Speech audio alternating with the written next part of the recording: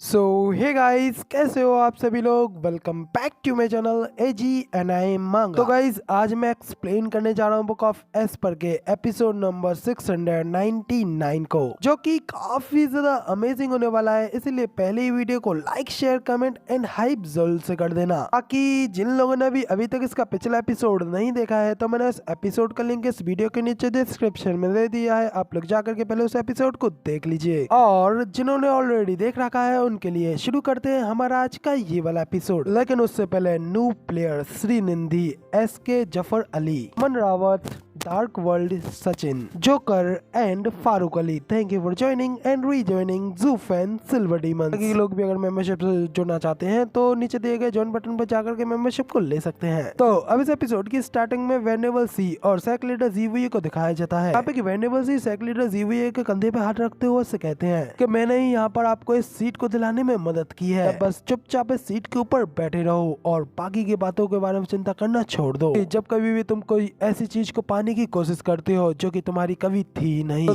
तब हमेशा तुम्हें किसी न किसी चीज की तो कीमत चुकानी पड़ती ही है। इतना कहते हुए वेनेबल सी जीवुए को उसकी सीट पर बैठा करके वहाँ से जाने लगते हैं। फिर वहाँ पे एक और गार्ड अपने हाथ में जेट स्लिप लाते हुए भाग करके उन लोगों के पास में आता है और उन्हें बताता है कि रिपोर्ट। वेनेबल सी उसे रोकते हुए उससे कहते हैं कि अब से इन सारी आने वाली जेट स्लिप्स को तुम मेरे हाथों में दिया करो। इन चीजों को सैक लीडर को डायरेक्टली दिखा करके उन्हें परेशानी में डालने की जरूरत नहीं है। वो गार्ड भी वेनेबल सी की बात को मान लेता है और उनकी बात के लिए एग्री होता है। वेनेबल सी उस गार्ड के हाथों से उस जेट स्लिप को लेते हैं और उसे देख करके पढ़ने लगते हैं। अचानक से वो भी उसे देख करके काफी ज्यादा शॉक हो जाते हैं और फिर सैक लीडर जीवीए को बताते हुए उससे कहते हैं कि सैक लीडर रैन कुछ कहना चाहते हैं। उन्होंने इस जेट स्लिप के ऊपर हमारे लिए लिख करके भेजा है कि अब से हम टियानियो के अंदर कोई भी हंगामा खड़ा ना करें और तीनों सेक्टरों के बीच में किसी भी तरीके की शांति भंग ना करें। अब से टियानियो के द्वारा हमें दिए जाने वाले ट्रिब्यूट्स यानी कि रिसोर्सेज वो भी 10% कम हो जाएंगी, यानी कि बिल्कुल भी नहीं। उसके बाद में तो सैक लीडर जीवीए काफी ज्यादा शॉक हो जाता है और वेनेबल सी उन्हें बताते हैं कि ऐसा लगता है कि टियानियो के पास में कुछ ज्यादा ही बुद्धिमान लोग हैं जिन्होंने कि यहाँ पर हेवन थ्रिलिंग सेक्ट को हमसे अलग अपने साथ में जोड़ लिया है। इसी के साथ में यहाँ पे हमारा सीन चेंज होता है और अगले सीन में हमें थंडरविंड माउंटेन का दिखाया जाता है। पे उस माउंटेन के नीचे एक सीक्रेट केव के अंदर वेनेबल भाई, वेनेबल यान, वेनेबल की को दिखाया जाता है। वो हैरानगी के साथ में अपने सामने के नजारे को देख कर खुला का खुला रह जाता है। हैरान होते हुए कहते हैं कि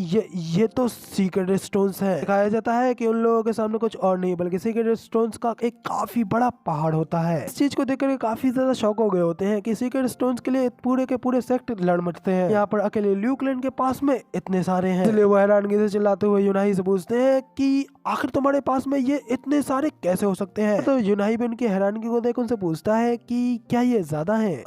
ये तो जब हम लोगों ने मिस्टिकल हेवन सेक्ट के ऊपर हमला किया था तो तब उस फाइट में ब्रदर जू ने हमारे लॉसेस को देख करके हमें ये 1 मिलियन स्टोन्स उसके पे बैक के तौर पर दिए थे। ताकि इन स्टोन्स के अंदर आर्मर स्पिरिचुअल स्टोन्स की जगह पर कहीं गुना ज्यादा स्पिरिट एनर्जी है। वाकई में हमारे कई सारे एक्सपर्ट्स ने इनकी मदद से बेहद ही ज्यादा शॉर्ट टाइम में काफी ज्यादा राइज किया है, जिससे हमारे एक्सपर्ट्स भी काफी ज्यादा पावरफुल हो गए हैं और हमारे लॉसेस भी पूरी तरीके से बढ़ गए हैं। हालांकि तब मुझे समझ में नहीं आया था कि आखिर उनके कहने का क्या मतलब है, लेकिन मुझे अब तक इतना पता चला है कि इन स्टोन्स का एक काफी ज्यादा अच्छा यूज है। लोगों ने इन सभी को कुछ दिनों के लिए बंकर में रखा है, मगर इन्हें रखते ही सिर्फ कुछ ही दिनों में इनकी निकलती एनर्जी की वजह से हमारे रेडियंट स्टेज के एल्डर्स ऑलरेडी इथेरियल स्टेज में ब्रेक थ्रू कर चुके हैं। और जब कभी भी हम इन स्टोन्स का यूज अरेज के लिए करते हैं, इससे उन अरेज की शक्ति भी काफी ज्यादा भयानक तरीके से बढ़ जाती है। 1 मिलियन सीक्रेट स्टोन्स का नाम सुनकर तो भाई वेनेबल यान का यहाँ पर सिर ही चकरा जाता है और बाकी के सभी लोग फिर चिल्लाते हुए यूनाई से कहते हैं कि ल्यूक लैंड है भाई बाप, मेरे भगवान, आज से हम लोग आपको ही फॉलो करेंगे और मैं इस बात की शर्त लगा सकता हूँ कि इस पूरे वेस्टरलैंड में आपके अलावा इतने सारे सीक्रेट स्टोन सिर्फ और सिर्फ डबल ड्रैगन मैनर के पास में ही हो सकते हैं। डैम, उस कमीने जूफेन ने तो यार हमारे साथ में झूठ बोला था। वो कमीना हमारे सामने तो अपनी गरीबी का रोना रोया करता था, जबकि वो कंजूस कहीं का वो इतने सारे लोगों को आसानी से वहाँ पे मार सकता था। और अगर हमें पता होता कि उसके पास में इतने सारे सीक्रेट स्टोन है तो आखिर हमारा डबल ड्रैगन गैदरिंग में जाने का क्या ही मतलब था। जिसके साथ ही यहाँ पे हमारा फिर से सीन चेंज होता है और अगला सीन हमें शाम का दिखाया जाता है। वहीं पे एक जगह जगह पर हमें मिस जिया और यूएर को दिखाया जाता है कि मिस जिया को शांत खड़ा होता हुआ देख करके यूएर उनसे कहती है कि सिस्टर यूनचेंग चिंता मत कीजिए, इतने सारे सीक्रेट स्टोन्स की मदद से हम लोग एक दिन ब्रदर जू का बदला जरूर ले लेंगे। इधर मिस जिया रोते हुए उनसे कहती है कि आखिर इस सबका क्या मतलब है, क्या ही पॉइंट रह गया इस सबका, क्योंकि एंड पे वो तो हमेशा के लिए यहाँ पर हमें अकेला छोड़ करके चला गया। इस वक्त अगला सीन हमें डबल ड्रैगन मैनर का वहीं शाम का दिखाया जाता है। किंग चैन में आसमान में उस ढलते हुए सूरज को देख रही होती है। उसी वक्त उनके पीछे से वहाँ पे वो किंग आता है और उससे कहता है, मिस चू क्या आप डबल ड्रैगन मैनर के मेथड से असंतुष्ट है? डबल ड्रैगन की इस बात के ऊपर तो सिस्टर चूचू भी गुस्से में अपनी मुट्ठी भेज लेती है। किंग समझ जाता है कि सिस्टर चूचू इस बात से बिल्कुल भी खुश नहीं है। डबल ड्रैगन मैनर भी जूफेन की मौत पर ज्यादा कुछ नहीं कर रहा होता है। तो वो किंग भी निराश होते हुए कहता है कि आखिर यहाँ पर कौन नहीं जानता है कि ब्रदर जू की मौत अन्यायपूर्वक थी, लेकिन हमें डबल ड्रैगन मैनर के रूप को भी यहाँ पर ध्यान में रखना होगा। और क्योंकि इस सब चीज में 4 सेक्ट्स इन्वॉल्व है और ऊपर से ईस्टरलैंड की ओर से बुरी खबरों का आना, सब चीजों की वजह से यहाँ की स्थिति बहुत ही ज्यादा खतरनाक है। इसीलिए एक्सीलेंटो के पास में भी सबसे पहले वेस्टरलैंड को सेटल करने के अलावा और कोई चॉइस नहीं रह गई है। साथ में हमारा सीन चेंज होता है। अगले सीन में हमें आग से लपटी हुई एक अंधेरी गुफा को दिखाया जाता है, जिस केव के अंदर एक बेहद ही ज्यादा बड़ा गोल्डन कलर का ड्रैगन बैठा हुआ होता है, जो कि कोई और नहीं येलिन का मास्टर और 5 सीक्रेट बीस्टों में से एक सीक्रेट बीस्ट डेसिमेटेड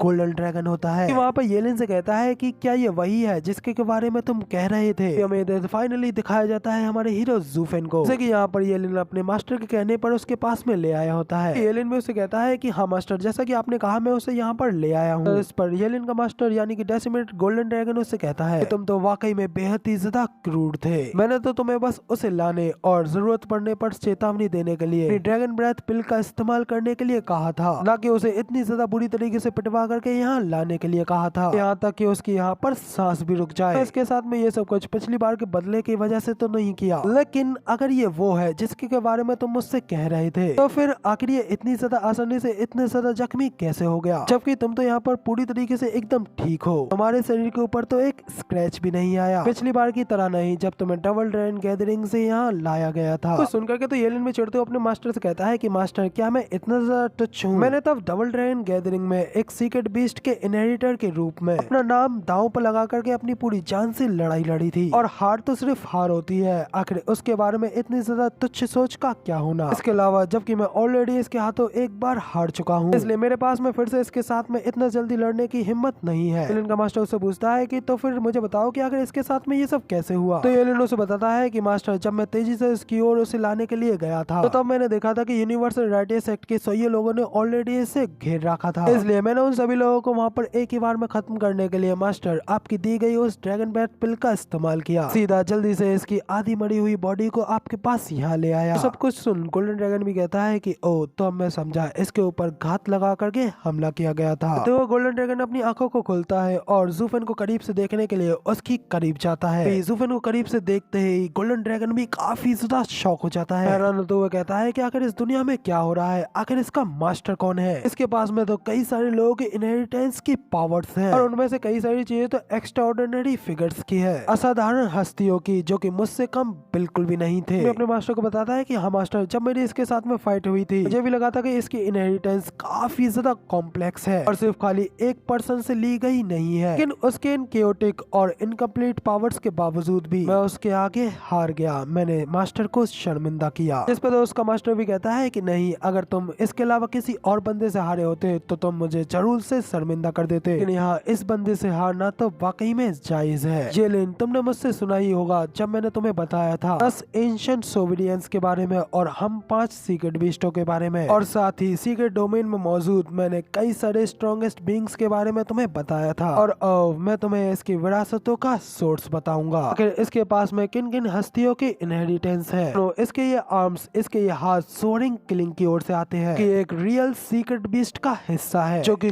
खुद प्राइमल केओस से पैदा हुआ था। ये बंदा तुमसे बिल्कुल अलग लेवल पर है, क्योंकि यहाँ पर तुम्हें मेरी पावर्स की वजह से एक ह्यूमन और एक बीस्ट के बीच में ट्रांसफॉर्म हो सकते हो, लेकिन अगर इस बंदे को किलिंग के आर्म का पूरी तरीके से इस्तेमाल करना आता तो तब तुम सिर्फ इसके एक ही मुक्के के साथ में बुरी तरीके से घायल हो गए होते। इससे ज्यादा तुम अपनी फुल पावर के साथ में भी सिर्फ और सिर्फ इसके 3 मुक्कों को ही झेल पाते। तो सब कुछ सुनकर के इधर येलिन भी गुस्से में अपने दांत पीसते हुए कहता है कि क्या इसका मतलब यहाँ पर नकली सिर्फ मैं ही हूँ? मगर इधर गोल्डन ड्रैगन आगे कहता है कि मगर लेकिन आखिर एक सीक्रेट बीस्ट ने इतनी आसानी से अपनी बॉडी का एक हिस्सा इस ह्यूमन को क्यों दे दिया। स्वरिंग किलिंग इसे अस्वीकार करना चाहता तो तब कब की इसकी जान चली गई होती। तो कहते हो गोल्डन ड्रैगन जब ज़ूफेन को और करीब से देखता है तो वो और भी ज्यादा शॉक हो जाता है और हैरान होते हुए कहता है कि हाँ यही हो सकता है, सिर्फ केवल वही वो बूढ़ा सन की ही ऐसे विकृत और घिनौने तरीकों का सहारा ले सकता है कि ये बंदा कोई और नहीं बल्कि 9 सेनेटरीज का सक्सेसर है। 10 सोवेरियंस में से एक, थर्ड नंबर का सबसे स्ट्रॉन्गेस्ट सोवेरियन 9 सेनेटरीज सोवेरियन है।